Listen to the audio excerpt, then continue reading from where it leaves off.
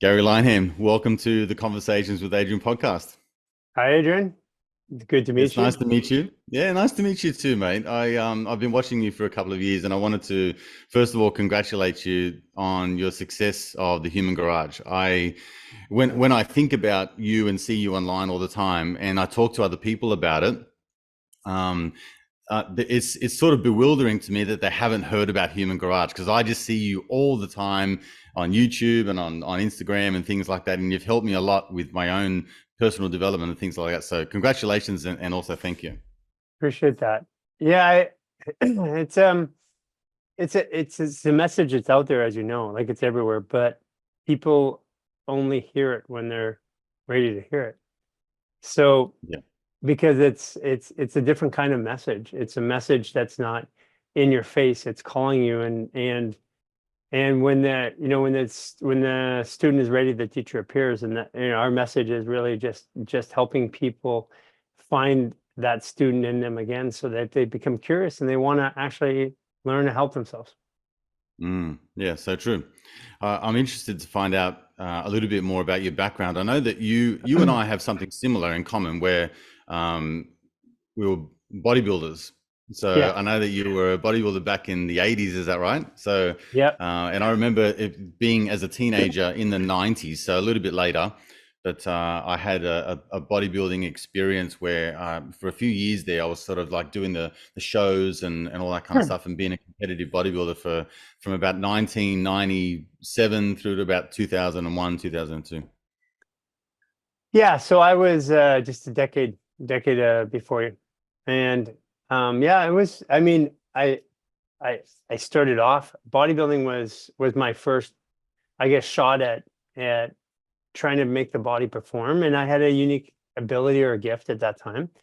I was 18 years old and I was competing against people who were 30 Hmm. and winning. And but I didn't know. I just thought that that was normal. I look back at it now, and I just had a unique ability to shape my body, and so I did. I built my body. I competed nationally. I qualified to go past the nationals, and decided not to because at that time there's a I I had a I started at the national level to use steroids because that's what you had to do, and I didn't like the person I was becoming. Mm. So that's actually why I quit. I hit my goal. I won national title, and then I said, okay, I don't need to be here. Yeah, I can totally relate. It's almost like in order to be competitive, you have to take the synthetic hormones and all that kind of stuff. But then you get to a point where you're like, this is going to be my life. If I sign up for this, this is going to be a $50,000 a year habit. And I need to continue this path and just keep exploring like how big and how strong and, all that kind of stuff. So I get it. The identity is out of alignment in somewhat. Would you agree? Yeah, I mean, for some people, that the identity is there. I I was I wanted to prove that I could do it to myself. And once Mm. I'd done it, once I did, like a lot of goals actually, once I've accomplished it, I'm like, okay, next. Yeah, yeah, I like that. That's very similar. I think you get to a point where you're like, I've explored everything that I think I need to, and then whatever comes after that is something that takes your interest and your passion, and I like to pursue those things because I think every sort of I don't know, maybe 7 to 10 years, you sort of get an itch to try something new or do something different. I don't think I could be ever one of those people that 35 years has done the same job or rocked up to the same place at the same time and gone through the motions every day. You know what I mean? Yeah, I mean, you're May 3rd, so you're a 12 degree, um, you're a 12 degree Taurus. So you're a Sagittarius version of Taurus. So you're an educator, a student, constant. It's all about belief, and you're out there on the edges like a Sagittarius, finding everything to bring it back to people. That's what Sagittarius does. So you're a 12 degree Taurus. Oh, that's interesting. I that's interesting. We're going down this path of numbers because I remember when you were asking my birthday, I was like, why? Why are you asking? Yeah, that's interesting. I think what I've been told before, I think it's something like a 33 and 6, like 6 life path number and 33 There's some sort of something to do with those numbers with regards to my birthday. Yeah, I mean, there's different ways of looking at it. Basically, a human being is compiled of a series of numbers. I'm a data guy. So the way I look at the human body, it's a fluid adaptive biological computing system. And we're compiled by numbers, ones and zeros, technically. And at the core of it, I use that programming language as a way to understand how to help people, or how to help myself first. And then when I could help myself, I could turn around and say, well, here's the program I used, here, try it out. Yeah, I like it. Well, look, let's get into the human garage. I really would like to find out more about the fascia release and how it relates to the body. One of the burning questions that I've had, because I've heard you talk about fascia release, I've heard you talk about talk or talking, and sort of unwinding parts of the body. But I think for our listeners, it'd be really good if you could explain what fascia is, what roles it plays in the body, and how it kind of affects our day-to-day operation, the way that we move, the way that we feel, the emotions that we carry. Like, there's so much that ties into all of it. Sure. I mean, the current narrative of how we describe a human experience just doesn't resonate with me, because I became a practitioner out of the necessity. I had my own pain for 20 years, and it got to a point where I had to do something myself. It was either that, or literally at one point I had so much trauma and pain from multiple concussions, head injuries, at a 6 to 9 pain for a decade. I lost my ability to even use a computer at a moment, which was, I was in the technology business. So I became a practitioner because it was either that or die. I mean, I didn't have a choice at that point. I wasn't able to function. And so I went along the journey to try and understand how to help people through this, and through being a practitioner, because I was trying to help myself. And I figured if I could help other people, I could learn how to help myself. That's how it started. But the reality is that we have this human experience that, I mean, you believe we have an aura around us? Was that first? Yeah, I do. Okay. So it's actually measurable. So that's why I asked you to believe it. I mean, it's called an entropic field. We can measure it from science. If I put a thermal camera on you, there's a bunch of light around you. That means that we emit light. We are light beings. So to say that we're an animal, we're not an animal. We're a light being. And we think of fascia. We've been told that there's an understatement of what fascia is. Your brain, for example, I just did a podcast right before this with one of the top chiropractors on the planet, Dr. Stanton Hom. And I said it to him this way: your brain has 100 billion nerve cells. Your fascia has 100 trillion nerve cells. So nerve cells would be in a car, it'd be like horsepower. Yeah. In a computer, it'd be like your computing power, your RAM, your processing power. So what we say when we say that the brain runs the body, it's like saying that you have an Apple iPhone watch and it's running Google's worldwide servers. So that's what it's like saying that the brain runs a body. And it's like, the other part of it is that the human experience has got this ball of energy. It's highly intelligent, and we can measure it. And at the center of that intelligent human experience is as we get more dense, you and I can see it, the density of us. So at the center of that experience is a dense part of it, which is what we identify as a human being. And when I say density, I mean that in every way, shape, or form. I mean, this is highly intelligent. This is dense, and dense, thick, whatever you want to say it or how you want to describe it. So human beings, this part of the human experience is not the most intelligent part. It's the part that the intelligent part's trying to get us around. And people ask, where does fascia start? And that's fascia. Fascia is the interconnection of life. So fascia starts out there. There's part of it that you and I can see, which is we interact with, and here's something that your audience should know, is that when a sperm and an egg come together and in the development of a human being, a ball of plasma develops, and in there, two nerve clusters develop, and they're connected by a cord. And one of them, at 7 weeks, one of them becomes the brain, and one of them becomes the small intestine. And then the muscle skeletal system that we know grows inside of that and around that. So basically, that ball of plasma is fascia. So you're grown out of fascia. So interesting fact, you can cut everything out of the human body. You cut a heart, a nerve, a gland, you can cut an eyeball out, you can take everything out of the body. You can even cut the skin off the body. The one thing you can't remove from the human body is fascia. So that means that our bodies are fascia, and everything else, it's the container, and everything else is inside of it. So what we thought was a benign connective tissue we used to cut through is really the intelligence of the human nervous system. And fascia is highly adaptive. It has, from a physical standpoint, it has a tensile strength of 50,000 pounds, so it breaks at the same break point as steel. That's why if you're in a gym and you hear somebody rip a quad or tear a pec, if you hear somebody tear a quad, it sounds like a gun goes off, if you've ever heard it. And literally, it sounds like a gun goes off in the gym. It's one of the loudest sounds. You're like, oh my God, like somebody's shot. And that's actually the fascia that's tearing. Wow. So it's super intelligent. It's super adaptable. It's super strong at the same time. And it is the human experience. And then everything else inside of it supports it, including our muscles, including our brain, including our organs, everything like that.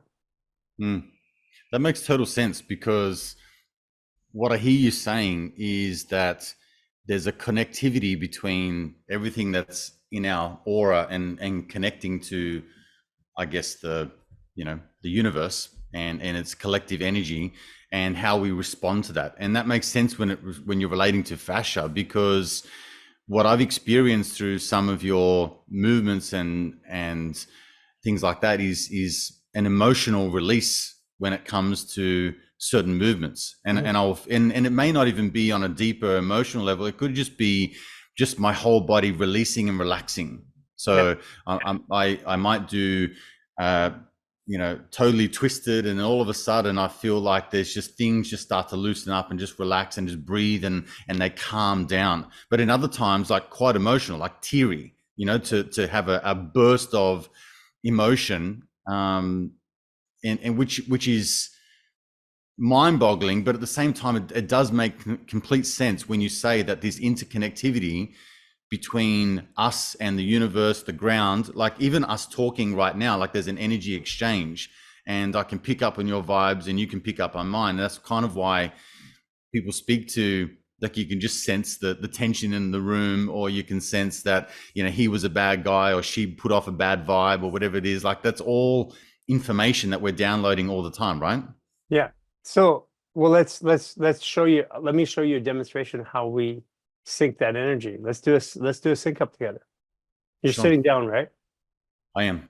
Okay, cross your right leg over top of your left. Like, put your right leg over you. Take your right hand, put it underneath your left armpit. Right hand, left arm. Left hand on top. Turn your head to the left and your body to the right. It's like totally twisted. Okay, we're going to take 6 breaths in sync together, 3 through the mouth and 3 through the nose. So 3, 2, 1, breathe in. 2.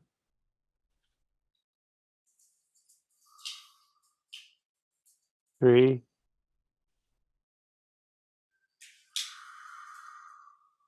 through the nose.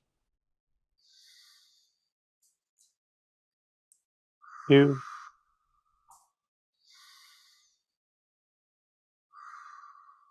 3.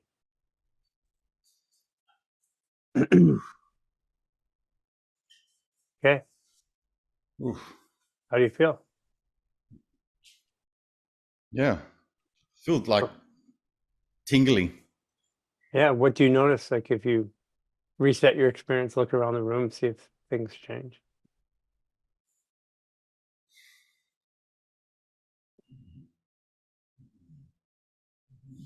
Yeah, I guess there's a sense of calm. I guess a sense of peace and quiet. Yeah, just feel Well, really nice and blissful. welcome to my life. So That's basically, awesome. we have a resonant frequency. Every human has a frequency. And you know this, you can be around some people and you feel like they drain you, and some people who charge you up. And it's not that it's right or wrong, that's their frequency. Like it's not a judgment, but there is a measurable frequency that you can measure of a human being. And as we do this movement together, it syncs our frequency. And I either come down to you, you come up to me, or we meet in the middle. I'm pretty good Mm, at doing this, so I just brought you up to me. yeah, happy to be here. Yeah, it's a really cool feeling. So that's why we sync up before we eat, we sync up before we meet. What it does is we all come in with that energy, like you said, and we can feel it. Like if you're sitting in a room and you're having a meeting and somebody comes in late, they're like, you can feel the energy, and you can and they're disruptive to the flow of that room. Well, if you Mhm. all sync up, then all of a sudden you're all on the same page. Another way to look at it is most people have experienced this. You go to a party, everybody's drunk. You have two beers or two drinks, and all of a sudden they're not drunk anymore. It's Yeah. because human beings are meant to sync together. And we used to do it through dance. We used to do it, and dance was the primary method of syncing. And we used to dance at the end of the day around the fire. It was a way that we moved energy as a species. And so we've extrapolated things like dance out, and we've made it like you have to be really good. And if you're not good, don't dance. It's shameful. But these are all the mechanisms that have allowed humans to um, clear their energy throughout the day or at the end of each day. And these are just things that we don't do anymore as a society. And that's part of the reason why we're so sick. Mm. Yeah, look, there's certainly a disconnect, and this is something that I love to speak to a lot because I feel like we're conditioned and indoctrinated to think outside of our body, whereas a lot of my belief systems that have and paradigms of the world that have changed over the years, and the way that I coach and teach others is to get in tune with the body and to get to know the body. And I feel like there's just so much of today's society which is disconnected. You can see it through the internet, through the apps and all that kind of stuff, but just how people are checked out of life. They're just going through the motions, and that's probably something to me, Gary, that I feel like is a topic that I'd like to really talk to, because I think that there's so much more to life when you start getting interconnected with yourself and with others. I think it enhances your relationships. It improves your relationship with yourself. It improves the prosperity, your health, how you feel, think, and act. Like there's so many fruits of just winding back, in the sense of slowing down and getting more in tune with your body and your heart and your soul, your feelings, your emotions, identifying with all those things. But and much like you were talking to, that kind of ritual side of things that's been removed from society. It's been removed from even indigenous cultures. Yeah. Well, you're talking about getting back. I mean, we're human beings, and we're meant to be and explore and adapt and change and relate, but we've gone from human beings to human doings. So we have to do a bunch of stuff in order to be, but it's not working. And we're at the peak of it's not working. Like this experiment of human doings has been aggressively happening since the Industrial Revolution. The average person 150 years ago spent 12 hours a week approximately to have food, shelter, all the things that they needed to do in order to maintain themselves. That's approximately 12 hours a week. So the rest of the time they were being. But in the last 150 years, we've gone from being to doing stuff all the time and never being. And in that, we don't self-actualize, and we don't self-actualize it. The body can't, in order for stress to move through the body or trauma to move through the body, we have to step outside and take a look at it. we have to depersonalize from it for a moment. That's why we go to a therapist or somebody to talk to try and depersonalize that so we can look at it from another perspective.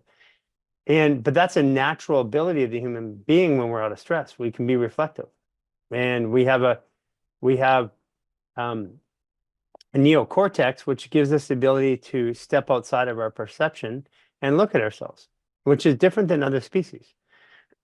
So these things have been taken away from us, and it's been done on purpose. And we're at the end of the experiment. The experiment is changing. It's changing now because we're in every measure of human health, no matter what the disease, what the dysfunction, no matter what, whether it's emotional, physical, perceptual, every disease, every dysfunction in the history of mankind, recorded mankind, is at its peak right now. And when the pain of staying the same is greater than the pain of change, human beings tend to change. And we're at that turning point. And what I'm doing is I'm walking with consciousness through that turning point with a group of people, and then we're just sharing it with others. Like, there is no ego or monetary objective of this. It's a human being sharing an experience and helping other people have that same experience. And that's why, like when we launched this 3 years ago, there was nobody, and there's like 3 million people online and 20 million people around the world. Well, this time next year, there'll be 30 to 50 million online and 250 million people around the world doing this. Wow. And That's incredible. because it fundamentally does something. It just what you experienced. Grounded, more conscious, more being again rather than doing. But there's also a calling for it too, Gary. Like there's a yearning for it. It's I found that my personal journey, probably since it may have started maybe 10 or so years ago, where I really felt the shift in terms of I'm not in the right frequency, vibration, in alignment with the things that I really want to do. And so that was the catalyst of things to change. But I find now people are really desiring human connection, especially after the last couple of years, like with how things have been disconnected. You've been forced to stay inside your home and away from other people and things like that. And I think that a lot of people are really craving and desiring closeness with each other and in intimacy and relationship and purpose and meaning. And I feel that they really want to get back to this sort of source of creation. Do you feel the same way? Yeah. I use astrology as a way to find my way around the world, and also how to help the human body. My whole system is codified using astrology. And the astrology point says we are at that change. Like right now, currently at this exact moment, we are in the same energy as the Civil Revolution, 1776 of the United States, World War I and World War II. The energies that planetarily were present at those times are currently all three at the same time. Not one of them, but all three of them. So that's why I closed my practice in 2019. I predicted a change, and I didn't know what it was. I just knew when it was. And here we are. So the journey was really to help myself. And as I helped myself, I just wanted to help others. And part of that human nature that you're talking about is the desire to, when I feel good, I want to help others feel good. It's a natural human ability. When I feel bad, I want to isolate. So when I'm in pain, I want to isolate. So you can tell that society feels pain because we're isolated. And when society comes out of pain, we want to help, and then we want to connect. So that's part of the journey. And what you're experiencing with fascial maneuvers is it takes the body out of pain and at least reduces the stress in 75 to 90% in 7 to 10 minutes. And then that by default, you said there's a craving or a connection for it. Yeah, absolutely. Because we crave, naturally, human beings crave the drug of dopamine and serotonin. And when you remove the stress, those chemicals naturally come up in our body, and that's what fascial maneuvers does. I love it. If we can just circle back to the astrology and the timing of things at the moment, I'm really interested to find out your perspective on the world, because I know through listening to some of your videos and tuning into to some of the things that you talk about, I feel like you're right across everything that's going on globally, and the sort of attack on consciousness and on our body autonomy and all those sorts of things. I think that the last couple of years, a lot of people have been living in a state of almost like PTSD from what the COVID pandemic has done to people. It's almost traumatized people to a large degree, and a lot of these core wounds are starting to arise in no uncertain ways. But I feel like it's really affecting people to the degree that there's uncertainty about the future. But you seem to be more collective and together and calmer about where this future is going. You don't seem to be apprehensive or living in fear. In what No. way? Can you share with me your perspective and views on things? Well, so if you look at a human being or a human doing, whatever you want to look at, a human organism, when we're in stress, the job of stress is to narrow the focus to finally see one option. Mm-hmm. And the final outcome of stress is suicide. If I can't remove the pain of whatever it is, then the only option is leaving here. So the opposite of that is serotonin, which is I see all the connections, like MDMA or psilocybin. I see all the connections. Well, what you're looking at and what you're observing is someone who just sees all the possibilities and connections. And the reason why is because my body's been out of stress for a long time. So there are changes, and it's not, from I watched here, I'll tell you something. One of my patients early on produced a documentary called The Lady in Number 6, and it was a 112-year-old Holocaust survivor. And they were asking her questions, and she said something that took me 10 years to resolve in my mind. It was very powerful. She goes, the Holocaust, like, she lost everybody. She lost her family, her friends, everybody was killed around her.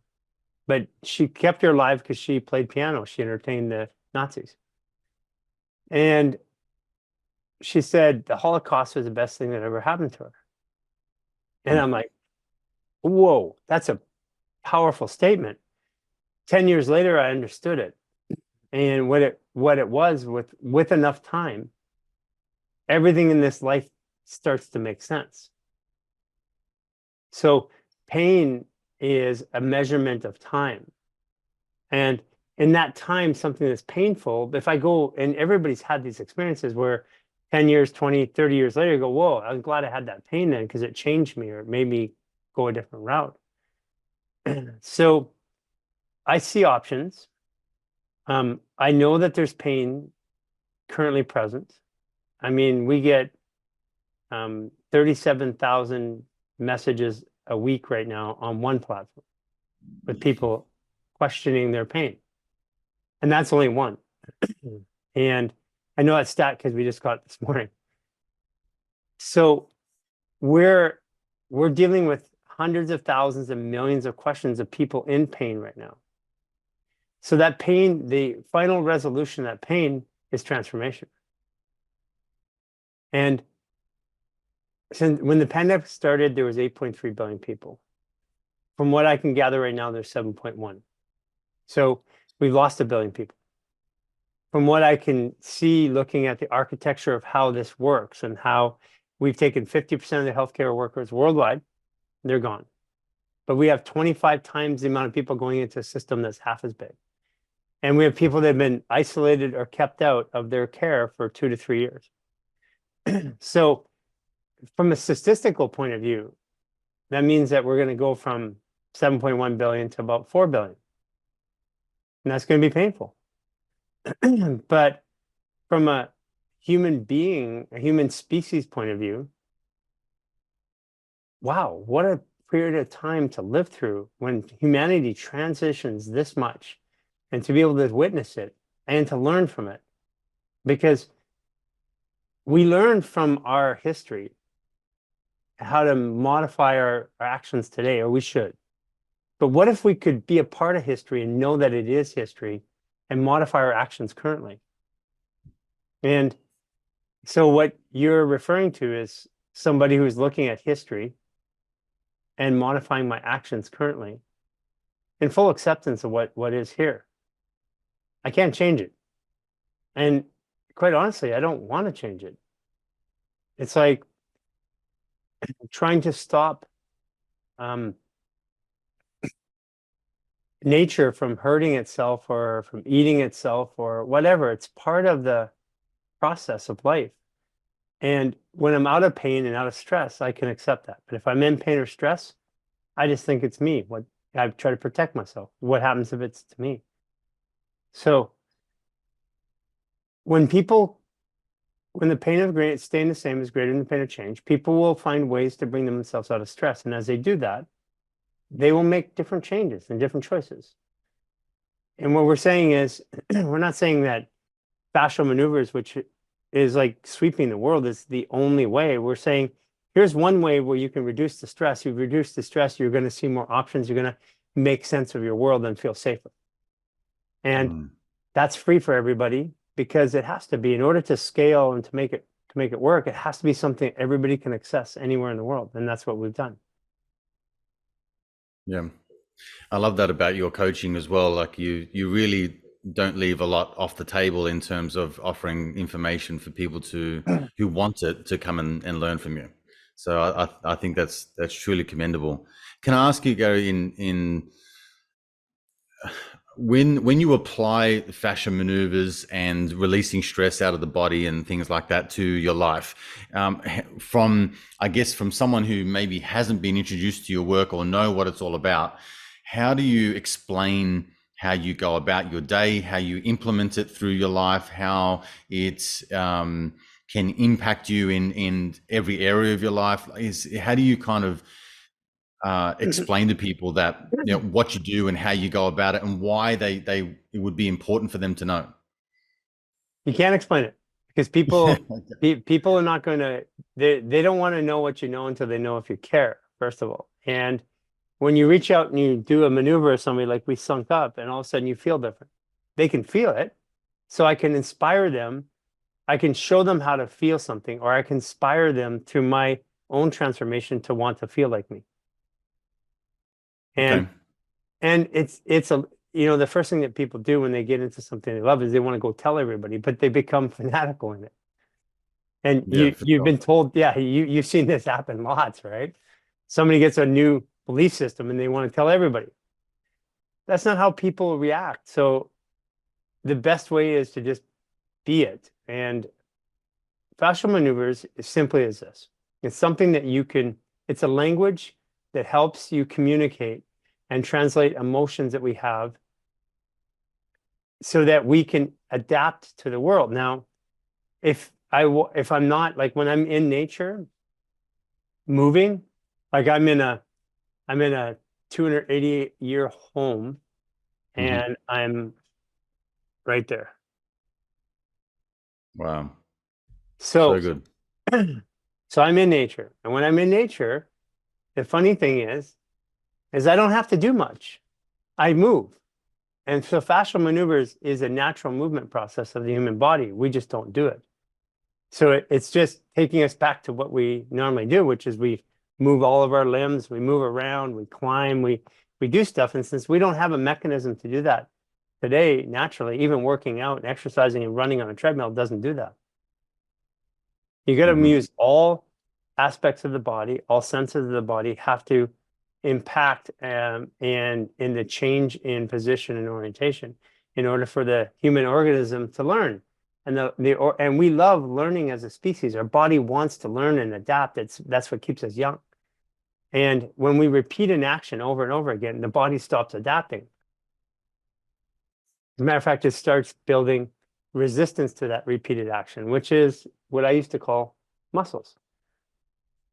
That's a Right. maladaptation to the environment because muscles don't help us perform. They actually do the opposite.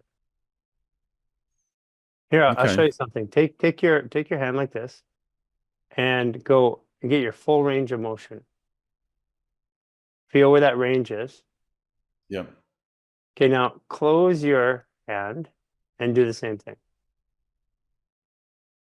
You lose that range of motion. Yep. Open it again.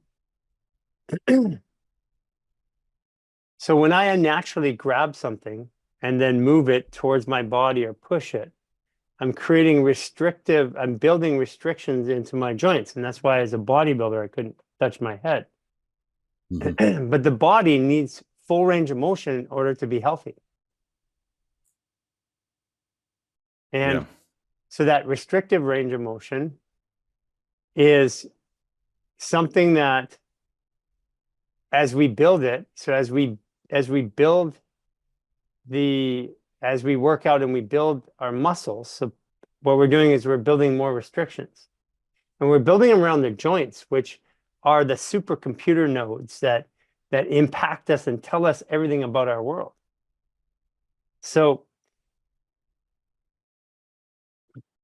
fascial maneuvers are just returning us back into a natural motion in an unnatural state of being, which is a house and a city and flat land and stuff like that. Mm. Would you like if I'm like integrating fashion maneuvers with the things that I do, because I still like to, do you lift weights still? Do you still go to the gym or do anything like that? Because I still No, like to do all of that. Yeah. no, I've spent my life, I've posted some pictures. I spent my life between 215 and 250. Yep. I competed at 18 years old and I was competing at 217. So since I was 14 years old, in kilograms, I think that would be like 75 kilograms, maybe 78 kilograms. I'm 174 pounds right now. So I'm my 14-year-old body weight. Yeah. But Yeah. here's what's funny is I can put you on my back and run up a hill without even busting a sweat. I am easily 5 times stronger in natural movement and ability to adapt to the environment than I was when I was a bodybuilder or when I lifted weights. Wow. Wow. That's saying something. All right. I know you got some No, patience. we get a few minutes. It's okay. All right. Good stuff. All right. Well, give me some advice then. I still lift weights. I train in MMA and I do some wrestling and a few things with my boys. I still like to keep active. As a result of doing all of those things, I do feel the niggling pains and limitations in the muscles and all those sorts of things. So I don't really want to stop lifting weights or doing all of those things. I actually want to do those things continually into my 50s and 60s and 70s if I can. So how do I then integrate How old are you fashion now? maneuvers, How all old are you those now? things? So I'm 46. Okay, so I'm 55. I for the first time in my life, I can move and function, and I have no pain. Well, I mean, I have pains from time to time. I'm always moving, but I can move and function. I have no anxiety. I have no stress that stays around very long. And so it allows me to adapt to the world. So you can continue to do what you want, but know that moving a weight is going to create a restriction. That's a simple example. So restrictions are not healthy for your body. Restrictions will over time diminish your ability to move, and movement is life. So with that in thought, do fascial maneuvers like before you work out, do them afterwards, keep your body highly mineralized, highly hydrated. And when you do that, then you can adapt better, because it's not about whether bodybuilding is right or MMA is right or not. It's your body's ability to adapt and recover. So fascial maneuvers will help you become more adaptive and more recoverable faster. If I have an injury today, I get injuries. I climb all the time and I get smacked, and I've fallen off. I've fallen 10 feet on my head. But Wow. but I'm not damaged as a result of it anymore. I'm just pliable like a little kid. And that's what it is just continue to do it. But the key is this: the body has to be fluid and adaptive. In order to do that, we need minerals. Our bodies currently, by science, they're teaching today that we're 60% water, 60 to 65%, which the science I grew up with 70%. And the science 50 years previous to that was 80%. So we have been dehydrated, which makes us more susceptible to sprains, tears, rips, adrenaline issues, heart issues, stuff like that. So keep yourself mineralized, keep yourself adaptive, do fascial maneuvers to bring down the stress, because when you're doing those sports, even lifting weights, you're actually creating stress in the body. So if you do a fascial maneuver afterwards, the body comes out of stress. So take the body out of stress and just repeat that. So use it as an adaptive tool, and it'll make you perform better. And that's what we have. We have athletes all over the world. I'm not going to tell them to stop being there, whatever they want to do. Say, hey, the other part of it is this will enhance what you're doing by reducing restrictions, which will make you younger in doing what you're doing. I'm all for that. Gary, where can people go to find more about your work and learn from you, sign up for your Zoom calls and all those sorts of things? Well, it starts off, you can go to our website, it's all free. You can try a 15-minute stress reset, but don't try it once, try it for 3 days. Or the upper reset or lower reset if you have upper body issues or lower body. And if it calls to you to do it, there's a 28-day reset where we teach you all about this. And if you're a practitioner listening to this, it's a self-embodiment practitioner training program. So go through the 28-day reset. And then after that, there's a lifestyle artist level 1 and level 2, where it's all supported by community. There's hundreds of thousands of people around the world, and there are thousands of people that are helping those hundreds of thousands of people learn how to adapt this into their lives. And that's a good place to do it. You can, but if you're not even ready for that, you can do go Instagram, YouTube on Human Garage, and you can do a movement. You can do one over and over again. But I think once you start one, you'll be called to do more.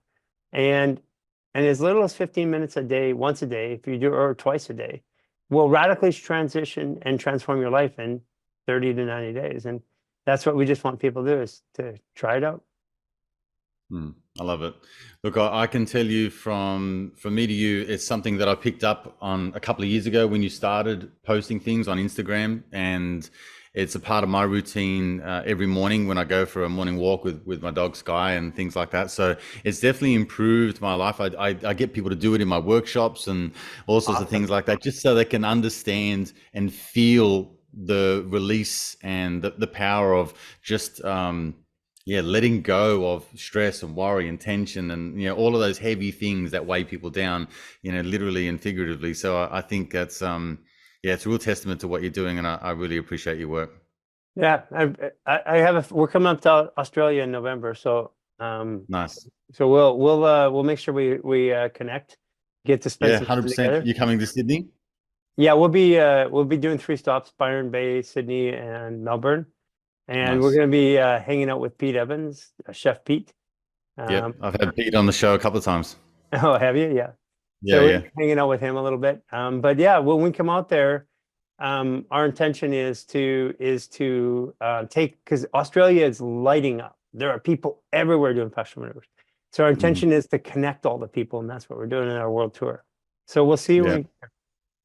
Yeah, I'll be there. And if you need any help promoting, letting everyone know, let me know. I'll be more than happy to let everyone that I know through the podcast and things like that to come along and be a part of it. I'll definitely be there. Sign me up for sure. Okay, awesome. Thank you. Okay, thank you so much for your time, mate. It's really a great pleasure to talk to you, and I look forward to catching up with you again soon. Take care.